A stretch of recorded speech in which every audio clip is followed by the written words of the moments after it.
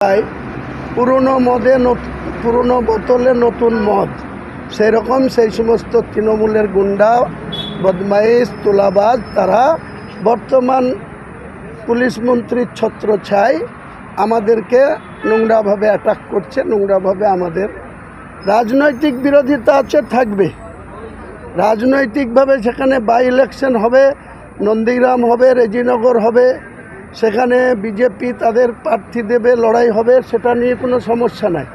কিন্তু যে সমস্ত গুন্ডারা মমতা ব্যানার্জির ছত্রছায়া থেকে আমাদেরকে আক্রমণ করত, আমাদের সঙ্গে নোংরামি করত, তারাই আজকে শুভেন্দুবাবুর ছত্রছায়ার পুলিশের প্রশ্রয় পাচ্ছে। এটাই গণতন্ত্রে অত্যন্ত বিপজ্জনক।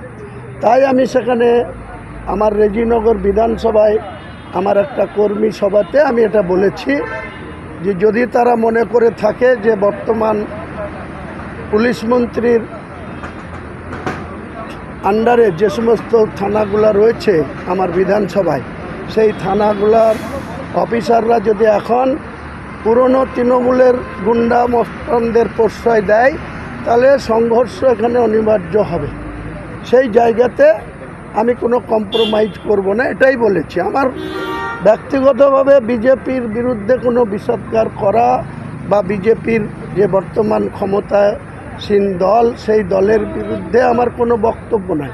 কিন্তু যারা তৃণমূলের হয়ে গুন্ডাগিরি করলো, যারা তৃণমূলের হয়ে আমাদের সঙ্গে নষ্টামি করলো, গুন্ডামি করলো, আপনারা সবাই দেখেছেন কিভাবে সেখানে আমাদের কথা গ্রাহ্য না করে বারবার আমাকে শোকজ করা হয়েছে, ওয়ার্নিং নোটিশ দেওয়া হয়েছে।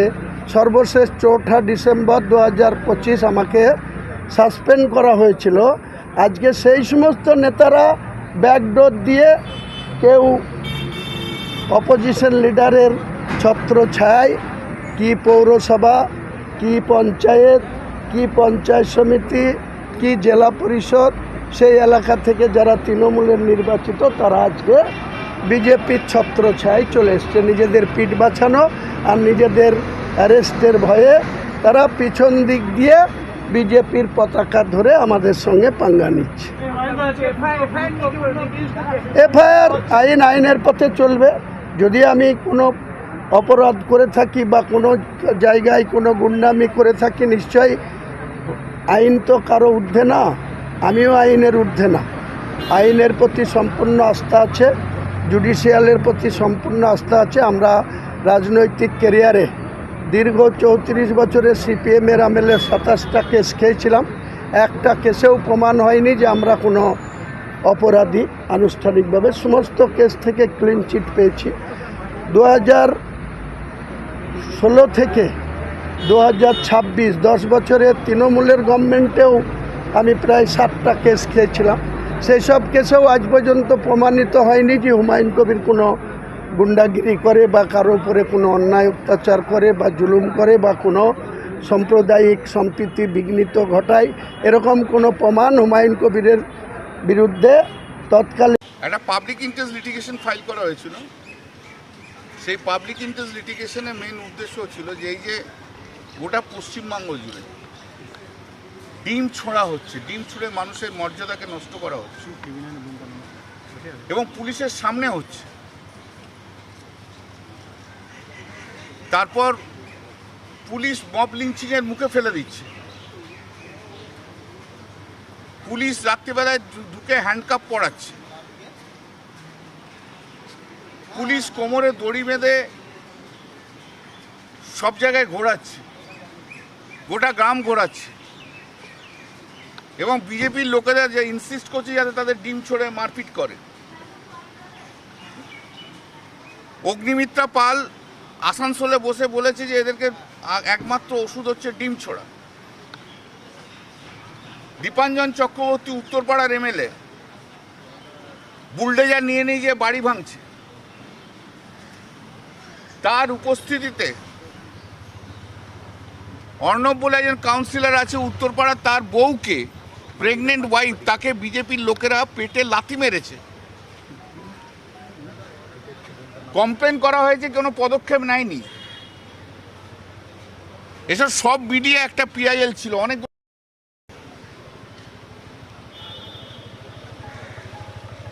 এই যে handcuffing bad in law, Supreme Court 1980 সালে বলে দিয়েছে।